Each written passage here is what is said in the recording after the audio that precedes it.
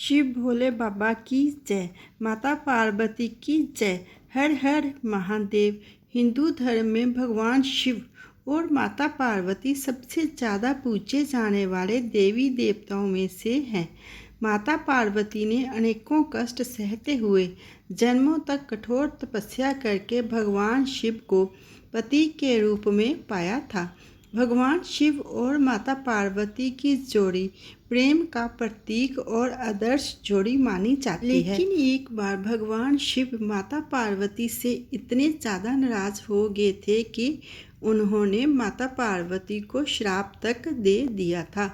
आइए जानते हैं जय पारंपरिक कथा। माता पार्वती ने 108 जन्मों की घोर तपस्या के बाद भगवान शिव को पति के रूप में पाया था। माँ पार्वती का भगवान शिव के प्रति बहुत प्रेम था।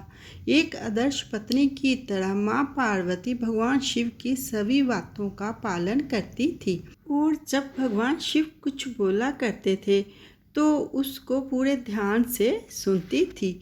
एक बार भगवान शिव का माता पार्वती को ब्रह्म ज्ञान देने के लिए सृष्टि की कथा सुना रहे थे। कथा सुनते सुनते माँ पार्वती किन्हीं दूसरे विचारों में खो गई। जैसे ही भगवान शिव को इस बात का एहसास हुआ कि माँ पार्वती उनकी बातों पर ध्यान नहीं दे रही है, तब उन्होंने माँ पार्वती से पूछा कि क्या आप मेरे द्वारा सुनाई जा रही कथा को सुन रही हैं? लेकिन माँ पार्वती कहीं और खोई हुई थी, इसलिए उन्होंने भगवान शिव के सवाल का कोई उत्तर नहीं दिया। कुछ समय बाद जब माँ पार्वती का अपने विचारों से ध्यान भंग हुआ और वे अपनी दुनिया में वापस लौटी, तब भगवान शिव ने क्रोधित होते हुए माँ पार्वती से कहा कि आपने ब्रह्म ज्ञान का अनादर किया है।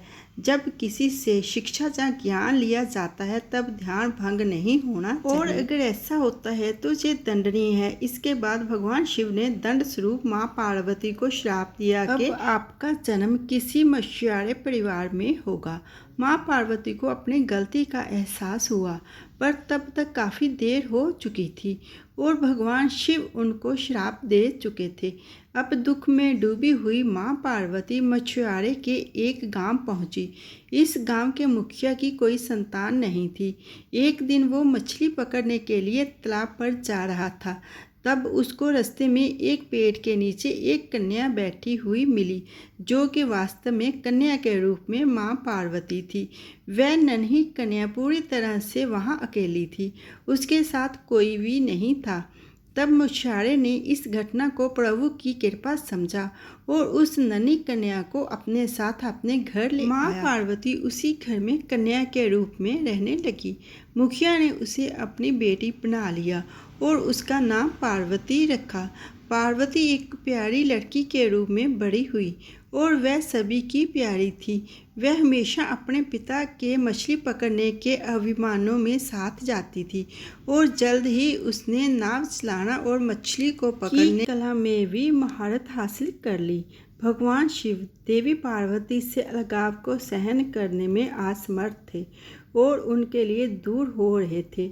जब भगवान शिव के सबसे वफादार सेवक नंदी ने अपने स्वामी को निराशा की स्थिति में देखा तो उन्होंने पूछा, मेरे भगवान, आप देवी पार्वती को वापस क्यों नहीं लाते? तुम्हें पता है कि वे परवर वंश के साथ रह रही है।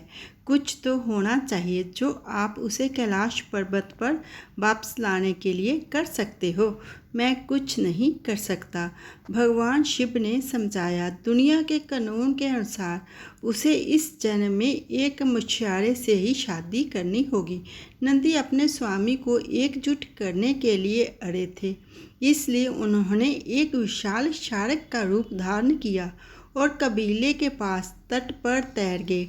वहाँ उसने दो मछुआरे नावों को देखा और उनकी ओर तैरा। मछुआरे उसे देखकर घबरा गए और वापस तट पर जाने की कोशिश की, लेकिन शार्क ने उनकी नावों को पलट दिया। अगले कुछ दिनों तक नंदी ने उत्पात मचाया। उसने उनकी नावों को चूर चूर कर डाला और उनके जालों को फाड़ डाला।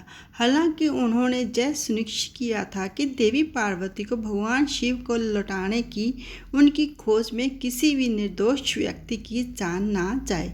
मुखिया ने अपने लोगों के सामने एक घोषणा की, मैं अपनी बेटी का हाथ उस व्यक्ति को दूंगा जो शार्क को पकड़ सकता है। कई बहादुर युवक आगे आए, लेकिन नंदी ने यह सुनिश्चित किया था कि कोई भी सफल ना हो और उसका विनाश जारी रहा। कोई भी शार्क को पकड़ने में सक्षम नहीं था।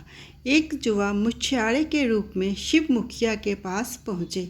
मैंने सुना है कि एक शार्क आपको परेशान कर रही है, इसलिए मैं इसका शिकार करने आया हूँ।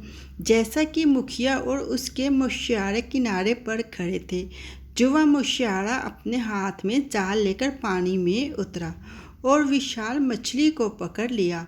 नंदी ने अपने गुरु को पहचान लिया और उन्हें तट पर खींचने की अनुमति दी। अंत में कबीले आनंदित हुए और पार्वती ने एक युवा मछुआरे से विवाह किया।